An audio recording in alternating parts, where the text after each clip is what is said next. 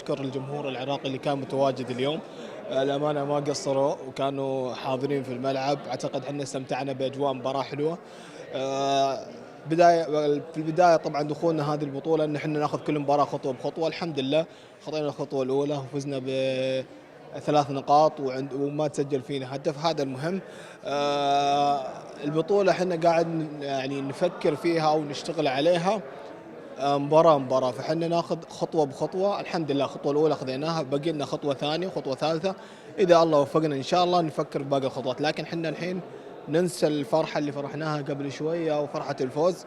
إن شاء الله عندنا من بعد ساعة تقريبا وساعة ونص بيبدأ الاستشفاء والاستعداد للمباراة القادمة بإذن الله. أول شيء بسم الله الرحمن الرحيم، الحمد لله على كل حال. نفس ما شفت، أول شيء حاب مبارك حق جمهورنا، وثاني شيء حاب أشكر دولة العراق على هالتنظيم الحلو، والحمد لله على كل حال. نفس ما شفت حققنا 3 نقاط، وإن شاء الله الجاي أفضل يا رب.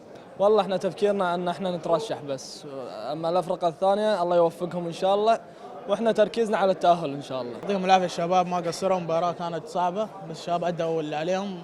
منتخب الكويت مش منتخب سهل، بس أعتقد طبقنا كلام المدرب، اللعيبة دشوا بحماس وأخطاء أقل، والحمد لله يعني ما قصرنا.